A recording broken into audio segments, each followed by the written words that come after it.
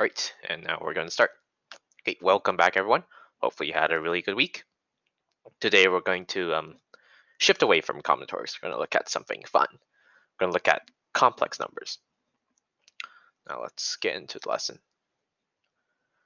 So, just as an introductory subtopic, we're going to look at square roots. So, you already know for like if you want to take the square root of a number, that number has to be positive. So, if you look at these charts, you notice that all of these numbers inside the square roots are positive. So, positive 4, square root of that is 2. Positive 49 square root of that is 7, and so on and so on.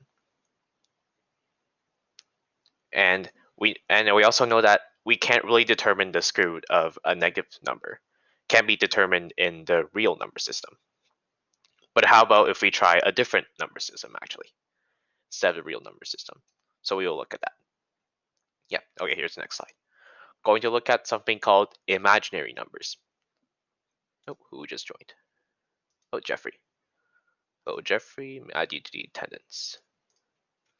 Missing Jerry. That's okay. All right. So we're looking at imaginary numbers. But first, let's define something. Let's define I. So it's like a variable, but it's called I.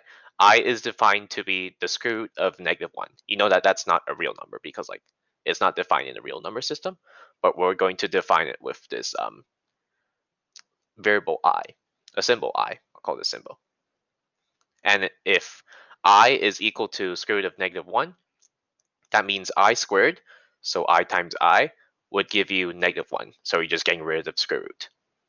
Assume that I is equal to square root of -1, and I squared is equal to -1.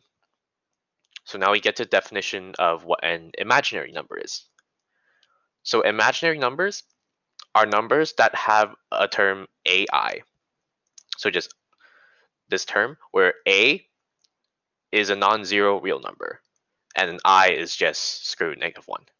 So here are some examples of imaginary numbers.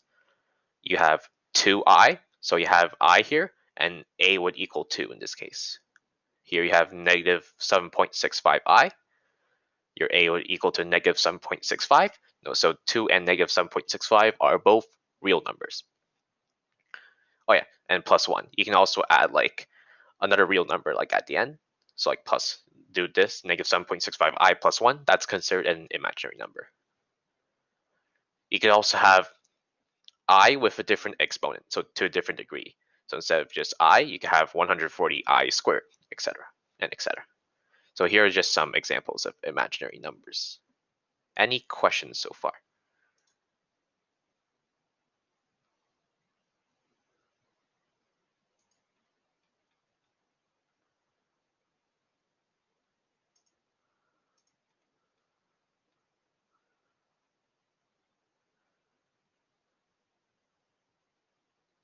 No, this is not a real number. This is an imaginary number. I'm just saying it has like, so the coefficient of I has to be a real number.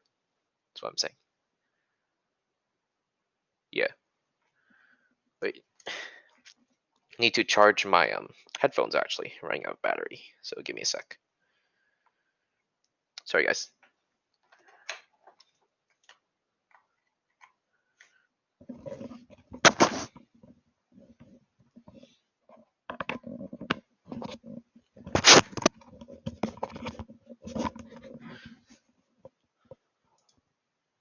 Sorry, could you repeat that? Yeah, any real number does, yeah. Oh, Jerry just joined. And we have a full class. Very nice. Hello, Jerry.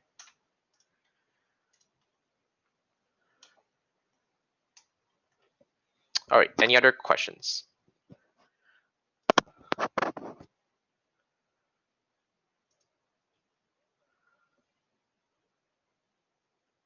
Yeah, that would just be imaginary number. So 2i, so I is an imaginary number. 2 is a real number. Multiplying that would be an imaginary number. Exactly. Yeah. Any other questions? I know it's probably a lot. That's okay, because it's probably a new topic to a lot of you. Just remember the important thing from this slide is that we define I to be square root of -1. That's not defined in the real number system, but we're defining it in the imaginary number system, which we'll learn later. and you'll get that I squared is equal to -1. Let's move on. Yeah, okay, it's the next slide. So if you look at the number system, so we have real numbers in this section right here. And real numbers, you have rational numbers, you have integers, whole numbers, natural numbers, and irrational numbers. So you probably learned that in elementary school or something. I'm not sure if you learned number system in elementary school, but you should know about this. So real numbers, they're just a number like everyday numbers that you use. And now on the other hand, so this section right here, we have the imaginary numbers. So they're not part of the real number system. They're their own number system. And so imaginary numbers, I should have wrote the format like this. So you have a plus bi, where b does not equal to 0. So basically, like you have, remember ai right here. You have I right here, and then b is like your real number coefficient. You can also add or subtract a number from that, which is a right here. And inside inside imaginary numbers, you don't really need to know this, but you have pure imaginary numbers, where you only have that imaginary number term, and you don't have that a term right there. See, a equals 0. And if you combine the real numbers and the imaginary numbers together, you have this entire system called the complex number system. Complex numbers with a plus bi, where a and b can both be 0. So say if b was 0, then you don't have the I term, and you would get a real number. If you have an I term, then you would have an imaginary number. So that's why today's lesson is all about complex numbers. Any questions about this?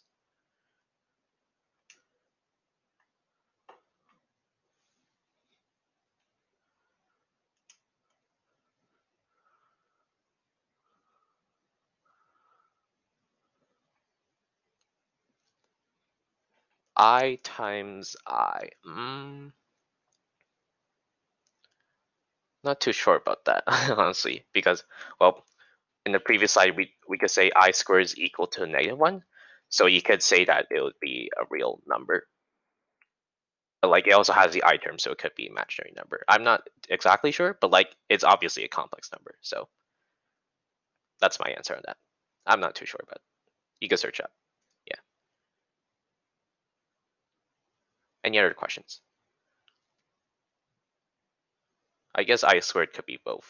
Anyways. Now let's move on. Fingers. Oh yeah. Just want to show you guys a pattern. So remember, we define I to be the square root of -1. Now what happens if we increase the degree by 1 each time? So we're going from I to I squared. So I squared is just I times itself. So we're just multiplying 2 square root -1s by itself.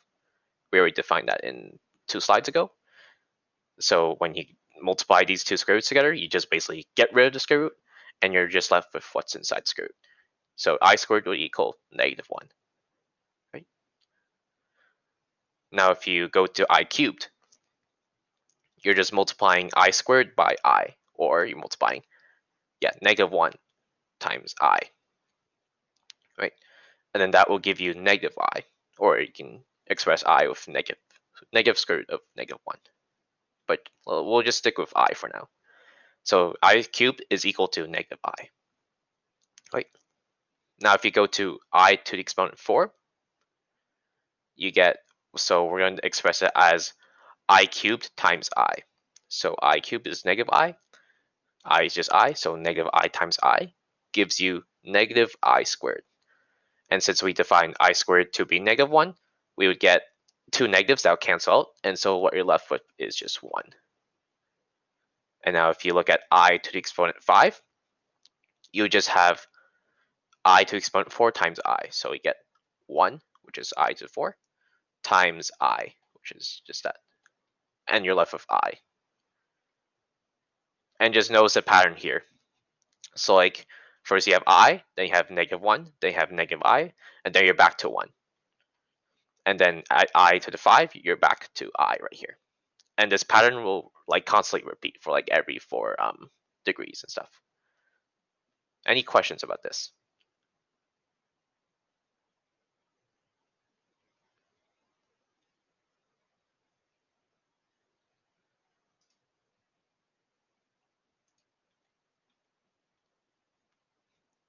I can write the next few terms actually, just so you guys understand the pattern. 6. So if you follow the pattern, this I6 would give you -1. I7 would give you -I. I8 would give you 1. I9 would give you I. And this pattern will repeat, just like that. Right. Any questions?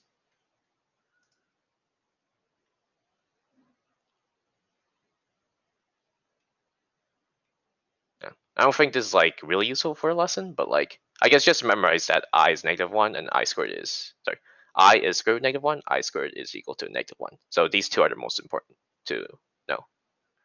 And then everything else is just like cherry on top. So just good to know. Right. And then we have a few problems right here. So knowing that I is equal to the square root of -1, express the following numbers using the term I and with lowest whole number exponents. So like I with the lowest degree possible. Right, I'll give you guys a minute or so to figure it out.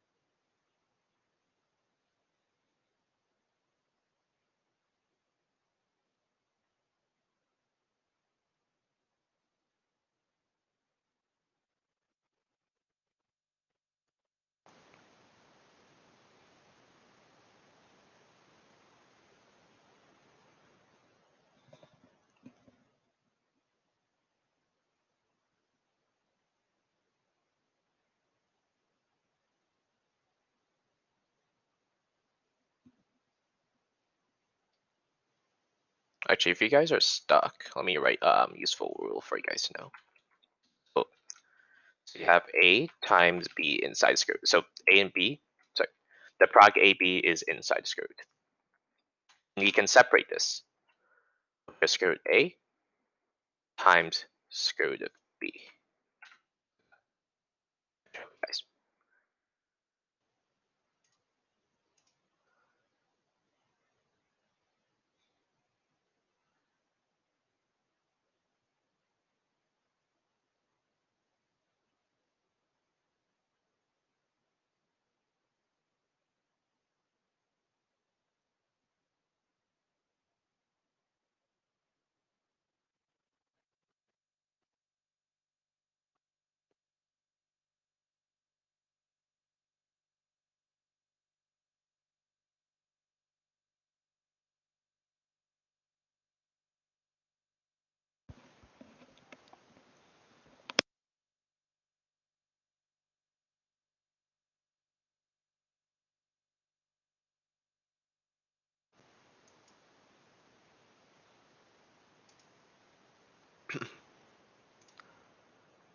Right, well, let's wait a few more seconds for taking up.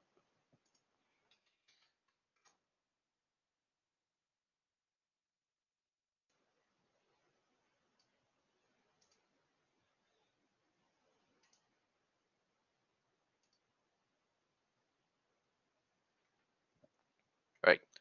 Does anyone have an answer for question 1?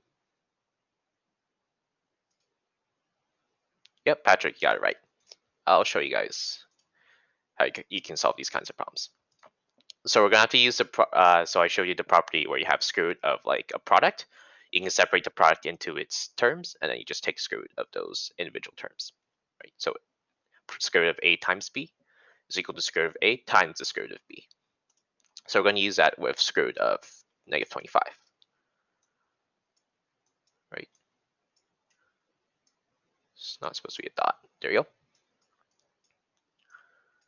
And the way you want to rewrite this is you want to express the final answer with I or square root of -1. So you want to get the -1 out of here. So what you can do is you just do -1 times 25. And then we can separate these into their individual square roots. I'll write 25 first, actually. Order doesn't matter.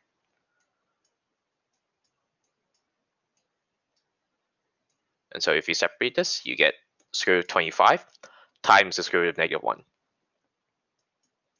And you can simplify the square root of 25. That's just 5. And square root of -1, we define it as I. So this is just 5 times I. Or just rewrite it as 5I. Right. That's the answer for question 1. So that's how you solve these kinds of problems, right? Does anyone have an answer for question 2?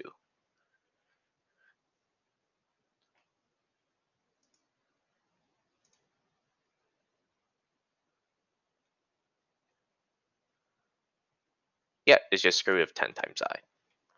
And we can also solve for that. So it's -10. And this is just -1 times 10 inside the square root. And we can separate that. Write the 10 first.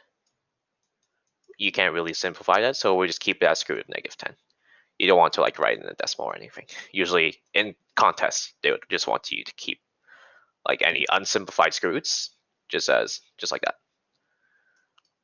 And so you can just write this as square root of 10I. So like I is not inside the square root. So you can see here. Sometimes people write like a dash right here at the end of the square root just to indicate that I is not inside the square root, but that's okay. It's just square root of 10 times I. That's your final answer for question 2. Right. Anyone have an answer for question number 3? So you're gonna have to use not just I, but an I with different exponents.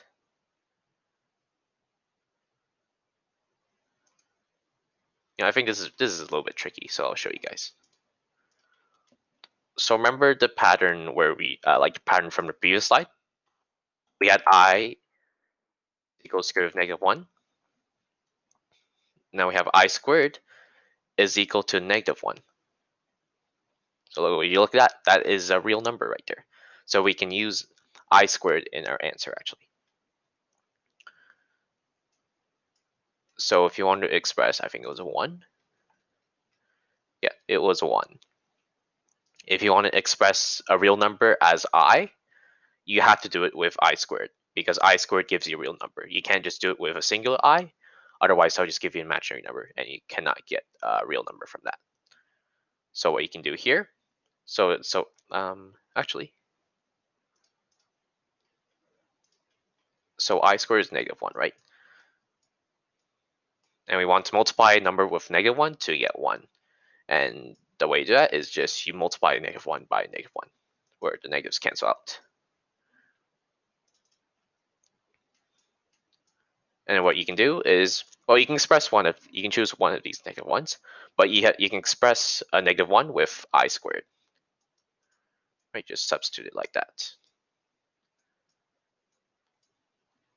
And then you can just, I guess, simplify it to -I squared. So just without the 1. Right? So that's how you express a real number in terms of an imaginary number. Right? Now, knowing that, does anyone have an answer for question number 4?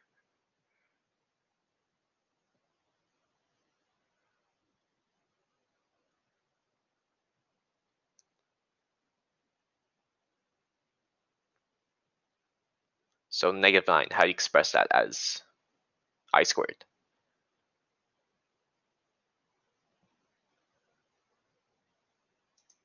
Does anyone know?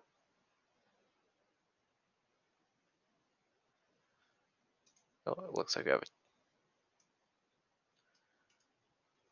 Yep, Elaine said 9I squared, which is correct. And so if you look at -9, we can get rid of that negative. So we can just express this as 9 times -1. I just wrote brackets here because I will be substituting I squared later.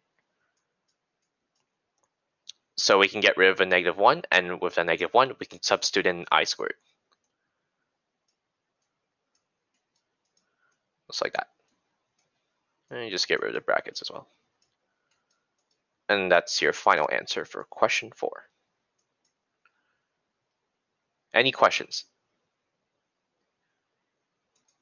Any questions about these problems?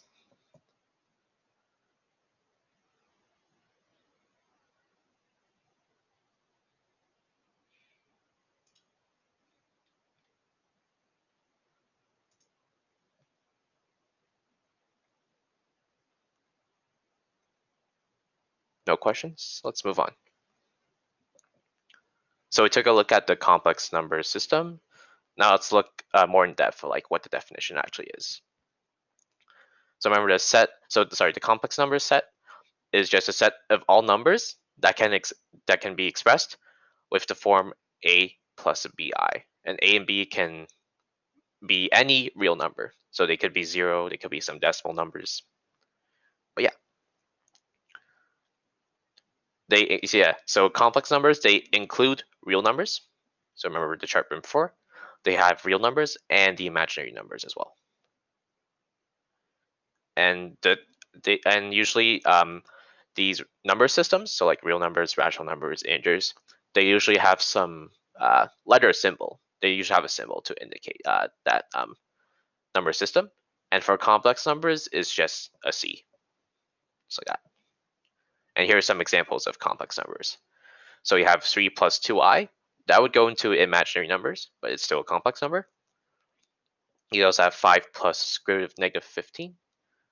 The square root of -15 is actually an imaginary number, so that would go into imaginary numbers usually. But then real numbers, so like pi, square root of 15, -2, those are also complex numbers. And imaginary numbers also part of complex numbers. Any questions about this?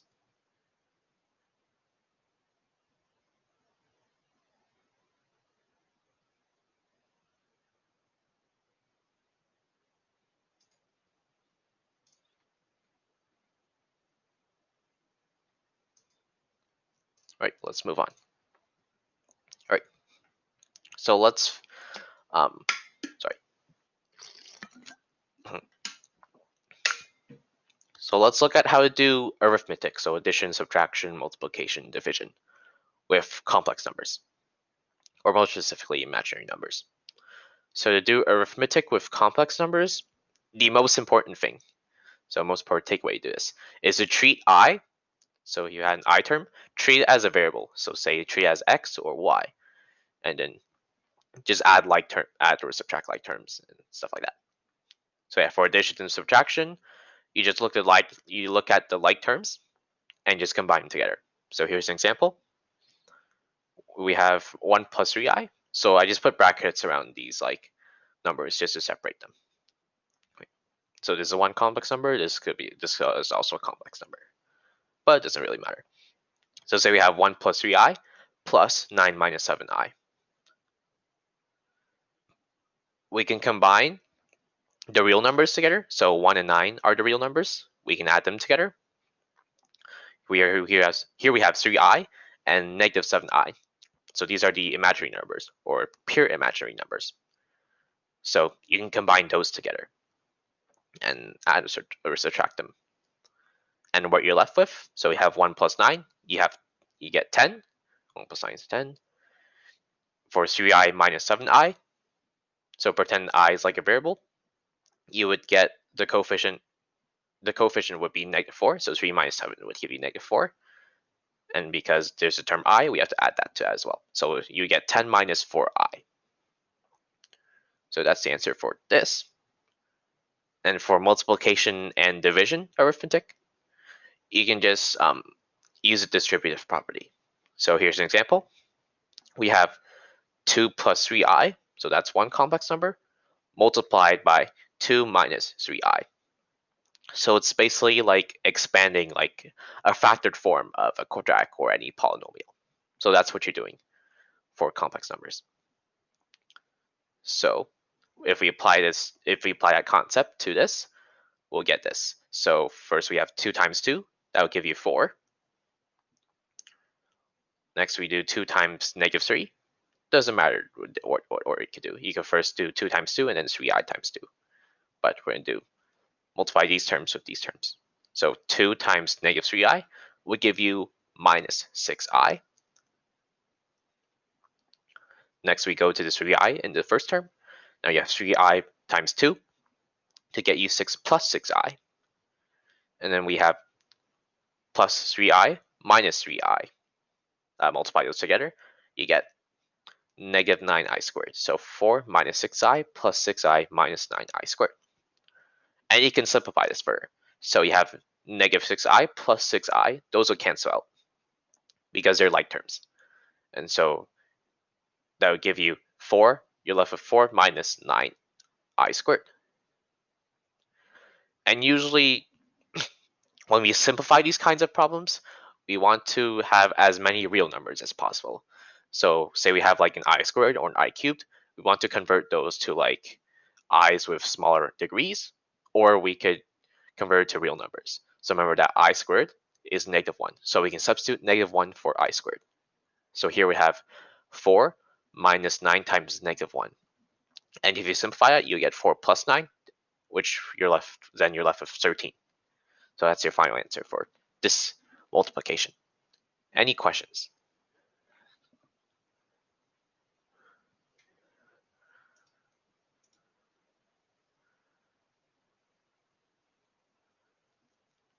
Square root of negative 4i, like an answer. So save, oh, like square root of any, so say if I was inside the square root.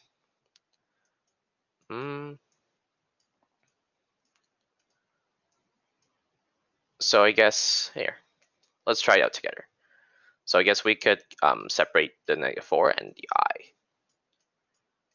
Let's try that first. And we can put these outside. So we have negative 4 outside. Negative square root 4, and then we have square root of I. Don't think you can simplify square root of I. I think you have to keep it like that, actually.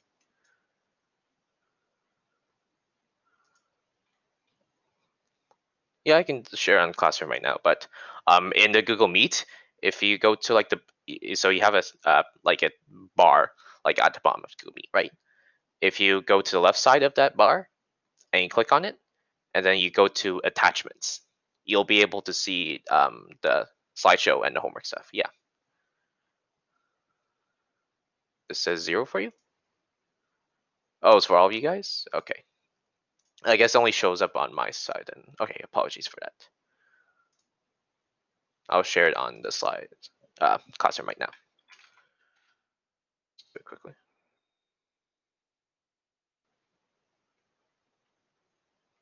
Yeah, just give me a sec. Yeah, I can simplify that. Let me post a slideshow. No. I don't. You wouldn't simplify it actually. Okay, so here we're back to the question. So we have negative square root of 4. That would just be 2i if you want to simplify that. And then square root of I, you wouldn't be able to simplify it. So I guess you're just left with this. 2i times square root of I. So just pretend like I is a variable. Yeah. Yep, there you go. Here. Yeah, there's a lot of funky stuff you can do with imaginary numbers. It's really weird. That's all I can say. All right, so here's some problems. So arithmetic with complex numbers. So expand and simplify the following expressions. So I'll give you guys a minute or so to do that.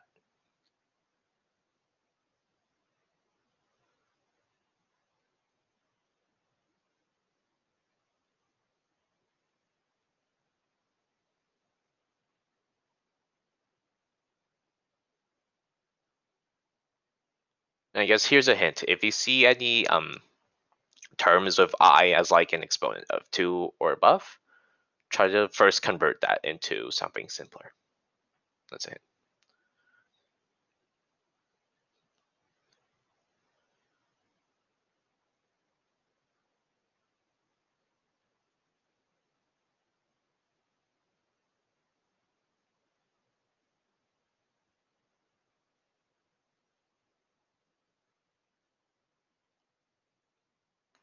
Oh, wait a minute.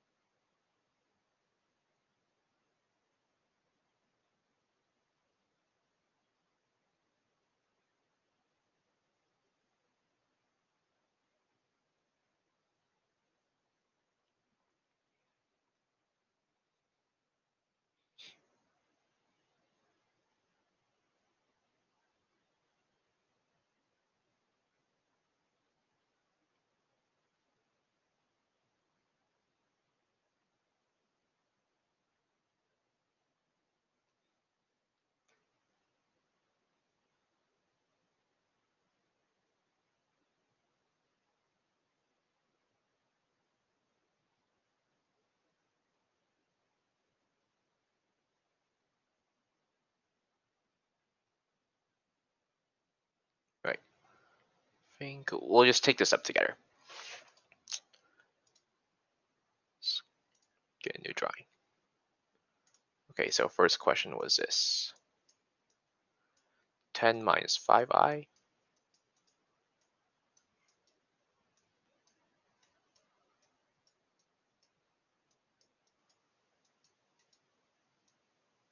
All right, this is our first question. Right. Can someone tell me what our first step should be? I mean, you could do multiple things for your first step, but like, what would be a best first step to start with? Yeah, we can start with that. Let's remove the brackets. Yeah, definitely, actually. Yeah, always do that for your algebraic problems. So if we remove the brackets, we have 10 minus 5i minus 14 minus I squared. Right. And we could do, I guess we can combine, from here we can combine like terms. So the only like terms we see so far are 10 and negative 14. So if we do 10 minus 14, we'll get negative 4. And we have minus 5i minus I squared. But here, remember that we can convert I squared to negative 1. Right? So we can just substitute negative 1 into here if we want to simplify it even further. If you want the most simplified version. So just like that. Okay, those will just become plus 1. And now we can combine negative 4 with the 1 right here. So then negative 4 plus 1 will give you negative 3. We have negative 3 minus 5i. And usually we put the real number term in front of the imaginary number term. So this is like kind of weird for for complex numbers. Like you usually put like a variable term in front of a real like a constant, right? But in this case, we put the constant. Like I know this is a constant, but like you put the real number term in front of the imaginary number term. So we just leave it as negative 3 minus 5i. That's usually the way we put it. All right, what's question number 2? Here we go. So we have 130 minus 10i. Yeah, I couldn't find a way to write fractions in Google Slides. I wish they had that equation thing like Google Docs have, but apparently they don't, which is sad. Oh, actually, it's 130i. There you go. And 13i minus 1.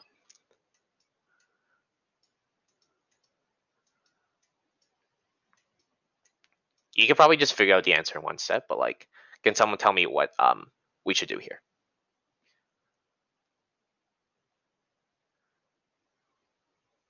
What should we do here?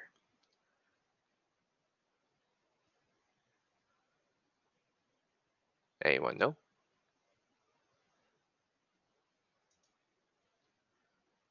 So we want to actually cancel out these terms and get something nicer out of it. What we could do is we can factor. So if you see some kind of division problem like this, usually you want to like factor something. What we could do here, we can't really factor out the denominator, but we can factor out the numerator. right here. So we can factor out 10. And if you do that, we get 13i minus 1 over 13i minus 1. Oh, someone joining. Oh, it's the principal. Right. 金老师好. No. All right, so we factored that numerator out. Now you see that in the numerator and denominator, they both have this 13 minus I term. Sorry, 13i minus 1 term. Now what we can do, we can just cancel these out, right? And we're just left with 10. Oops, that's 16. Let me get my 0. Okay. And 10 is obviously the most simplified form of this expression. So that's question number 2. Let's look at question number 3. So we have two complex numbers multiplied together. We have I cubed minus I squared plus I minus 1. And second term is I minus 1.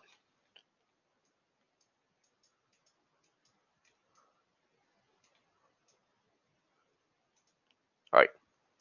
Does anyone know what we should do here? So I guess your first instinct would probably to like expand, but then there's a much easier way to solve this problem. Does anyone know what we should do?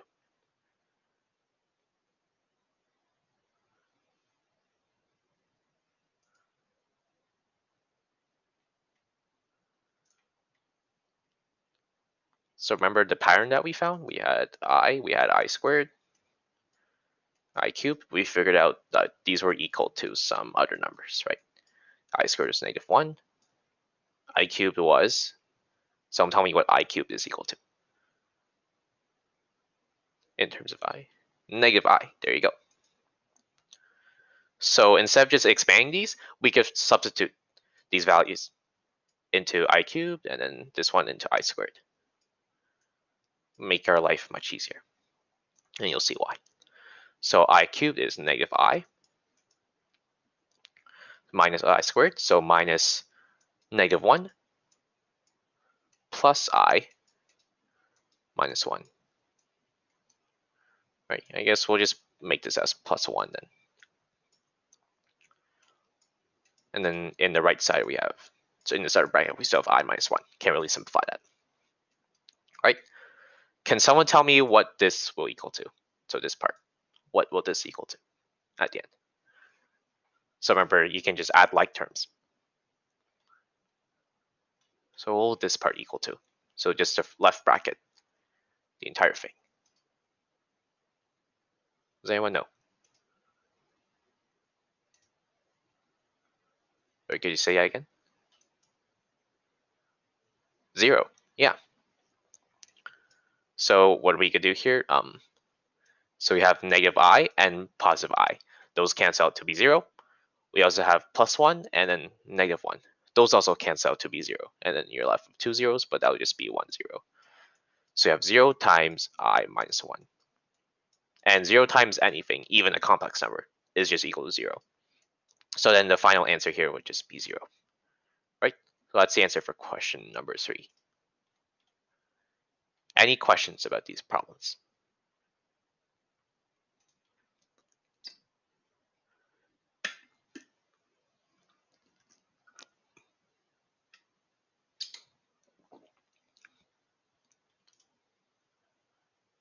No questions?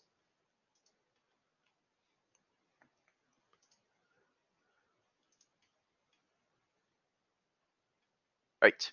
Sounds good. Let's move on to another topic. So you've probably heard of like a Cartesian plane. So like you have an x-axis and a y-axis, and they go from like -infinity to +infinity for the x, and -infinity, +infinity on the y as well. Oops, I mean to do that.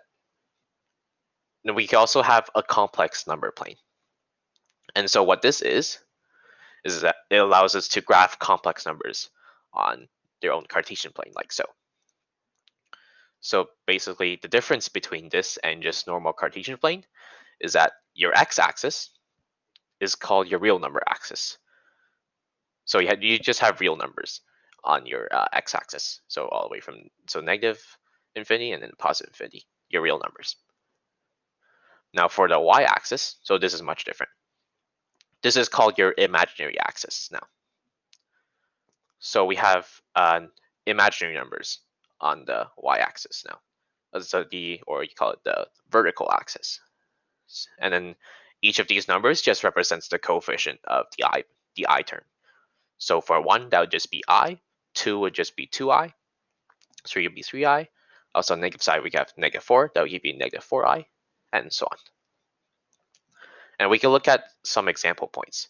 So here we have, so on this point, it has like an x value of 3. We can call it an x value. It has a real number value of 3. So that's where the 3 comes from. And it has an imaginary value of 2. And that will give you 2I. So then this point on the complex number plane would just be 3 plus 2I. So we're not going to use coordinates. We're just going to express them as complex numbers. So this part is 3 plus 2I. Over here, so -4 plus 3I, it has a real number term of -4. Excuse me, -4. Here we have an imaginary term of 3. That'll give you 3I. So that's -4 plus 3I. Here it's -2 minus 3I. That's how you get that point. And then here's the general rule. So we have A and then B on the imaginary axis. That will give you A plus BI. Right? Any questions?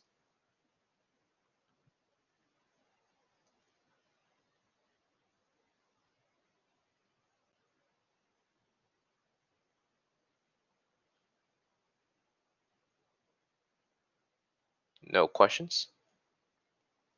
Okay, let's move on. All right, let's look at the absolute value of complex numbers.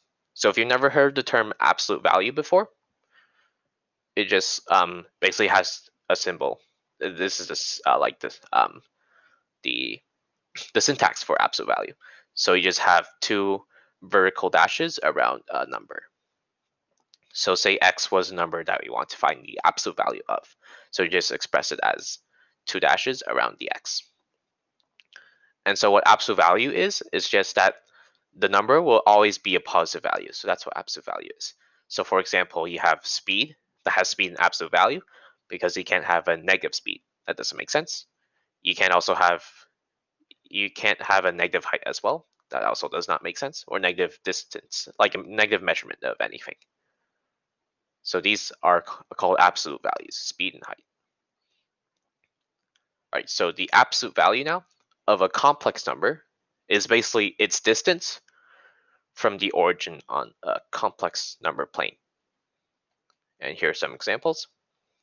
So here we have the complex number plane. We have this imaginary number, this complex number, a plus bi, right? And so the absolute value of that number, yeah, so it's labeled right here, is just the distance from this point, so that's the origin, to that complex number. So this distance right here. And the way you calculate that distance, if you guys know like the formula for the distance between 2 points, you use the Pythagorean theorem. So it's basically like this. Sorry, I hate how this is blocking it, but here. So we have a complex number a plus bi. The absolute value for that number is you take the coefficients of a and b, and you put them in the Pythagorean theorem. So you have square root of, in brackets, a squared plus b squared. Just like that. And here's another example as well. So you can form, so your complex number here is x plus yi. They also made this look like a right angle triangle just to make the Pythagorean theorem look more applicable here. So then you have x squared plus y squared would give you z squared, just like that. Any questions about this? So that's the absolute value of a complex number. Just remember that absolute value is always a positive value. So if, say, x was positive, it will still be positive, and if x was negative, it will be converted to positive. There you go.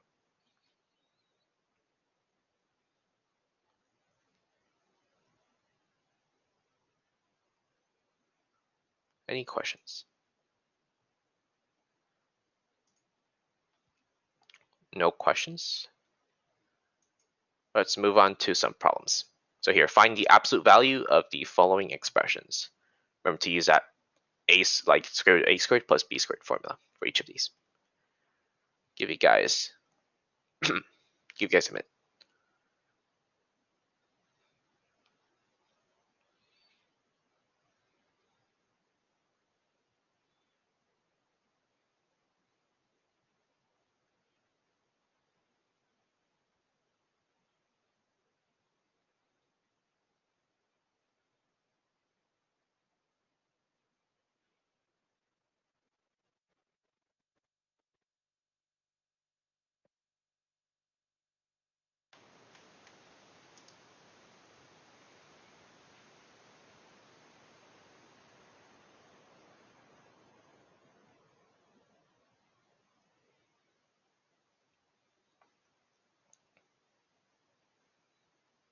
A few more seconds.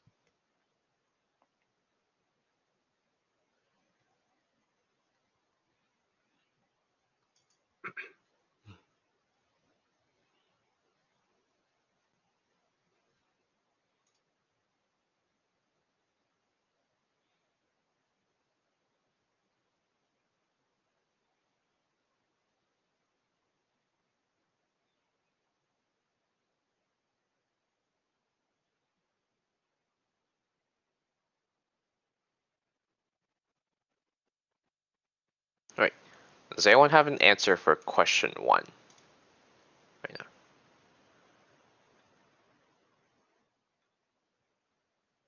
The answers for question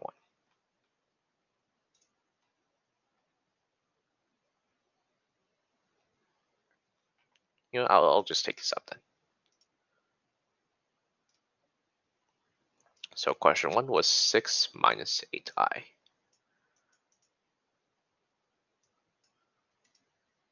Right. No one's typing anything. All right, so, and I'll just put the formula here for reference.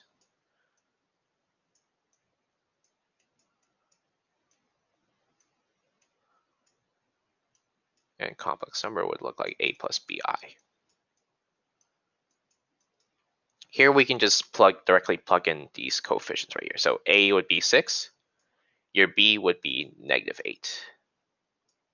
You got it. And so we can just directly substitute these values into the formula right here. So a squared plus b squared. So we have 6 squared plus, in the brackets we put -8 squared. Remember, b is -8. But the negative won't matter because this will just be plus 8 squared anyways. So we can do 6 squared plus 8 squared.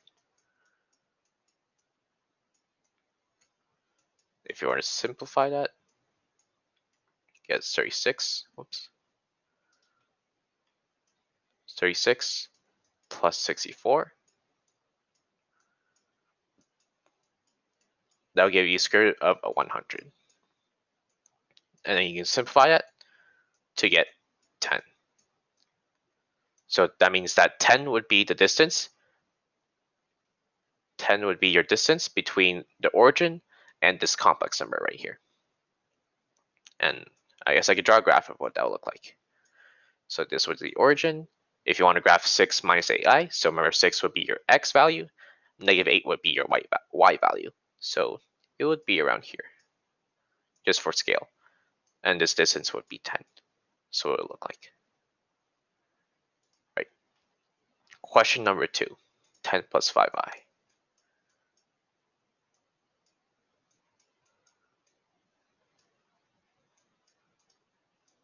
Here. Anyone have an answer for this question?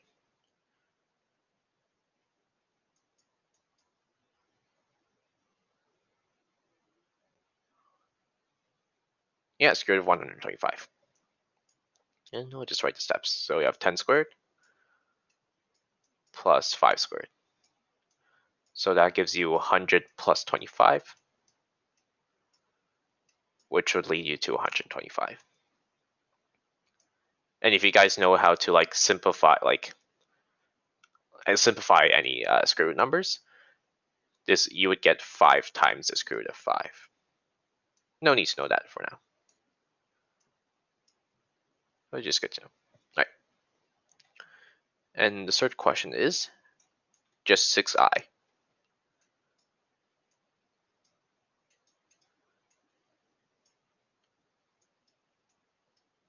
right. Anyone have an answer for this question?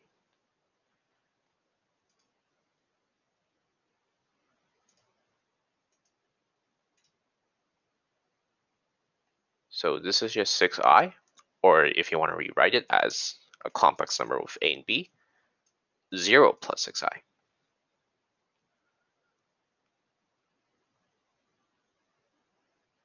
Anyone have an answer for this?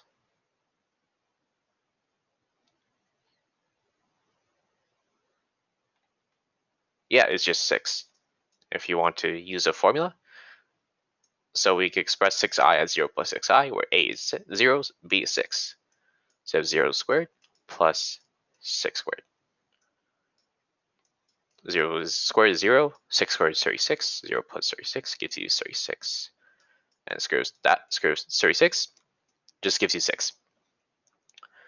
So I guess if you notice, just if there's only one term inside the absolute value, so you only have an I term or you only have a number, that means that, so if it was an I term, that means your answer would most likely be that coefficient. But it has to be positive. If it was a negative coefficient, just convert it to positive. And if it was just a number, it would just be equal to that number, but the positive version of it. And I believe the fourth question was just absolute value of 0. And if you wanted to use the formula, you could. So this would just be 0 plus 0i. So 0 squared plus 0 squared would be in your brackets. Sorry, inside square root. And you're just left with square root of 0, or that's equal to 0.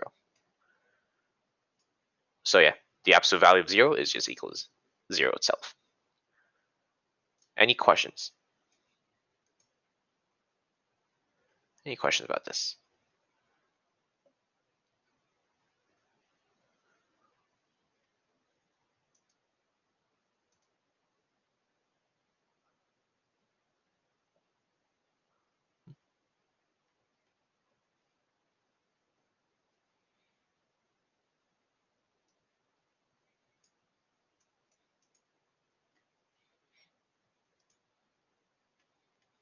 All right, let's move on. So here's a cool application of like graphing numbers in a complex plane. You have something called the Mandelbrot set. And so what the Mandelbrot set is basically this graph on the complex plane. It looks like this. Very beautiful pattern, actually. And the way that they determine points on the graph, so here the points would actually be black right here. But the way to determine points on the graph for this Mandelbrot set is they determine it using this formula. So you have z is equal to z squared plus c. And then the way this works is that, so you have c, the c term right here. C is a complex number being graphed or not. So you want to determine, so say you're picking like a random point on the complex plane. Say you want to choose like -1 minus 2i. C would equal to that. And I want to determine if it's part of the Mandelbrot set or not. If it is, then it'll get graphed. And if not, then it'll not get graphed at all.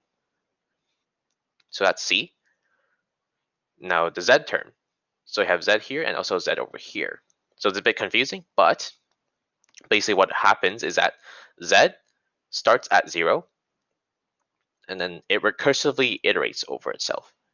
And here's an example just to illustrate what that means. So say you have C is equal to 1, right? So C is equal to 1, your Z value starts at 0. So it means Z squared would be 0 squared. So 0 squared plus 1, that would give you 1. And then this 1 value would be your next Z term.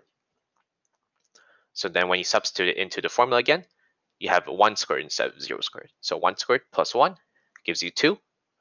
Now you substitute 2 as your next Z value. So you get 2 squared plus 1 is equal to 5. And you repeat this as much as you can, and so on and so forth.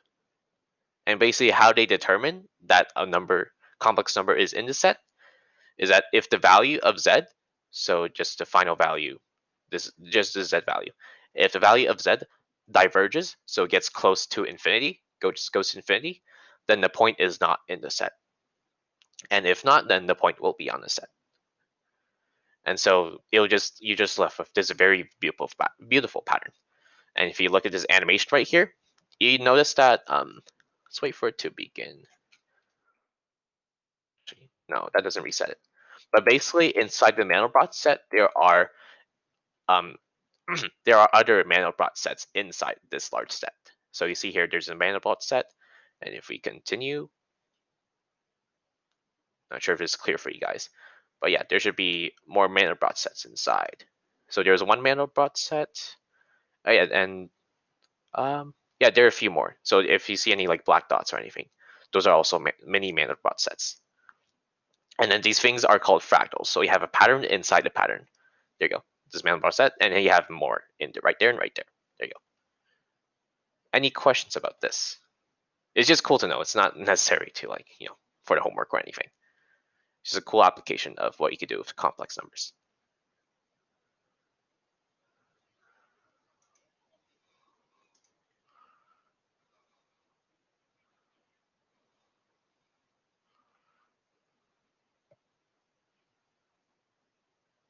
I'm not too sure what you mean, but no, you probably wouldn't build a fence in this shape.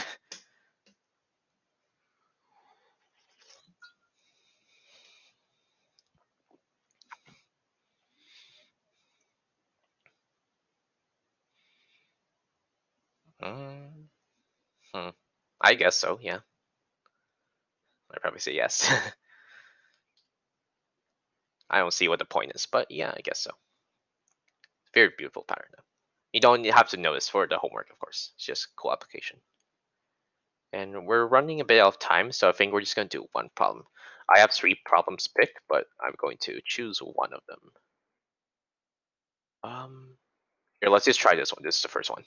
So here, find the complex number solutions to the equation. I should have put equal to 0 here. Right. So find the complex number solutions to this equation. X squared plus 9x plus 40 is equal to 0. And for this, you're going to have to use the quadratic formula. And if you've never seen it before, it looks like this. And this is just for any a squared plus ax squared plus bx plus c is equal to 0. So the values of a, b, and c here are your coefficients. Well, that's what that is. And I think we'll just do it right now. Just take it up. Right? So formula was x squared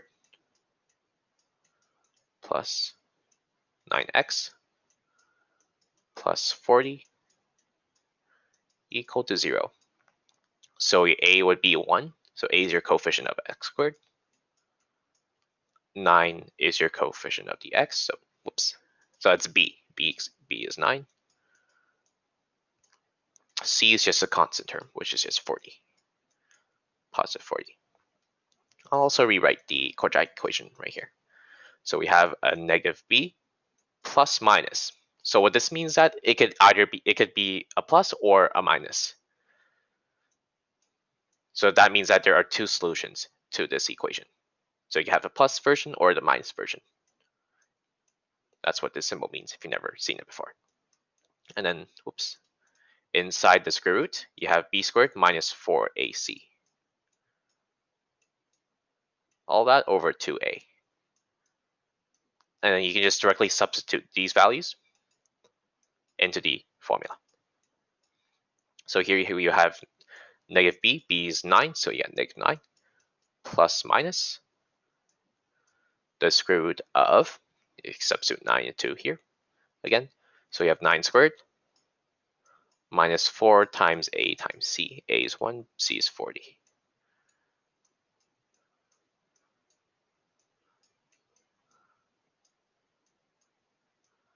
All that over 2 times a is just 1, so 2 times 1.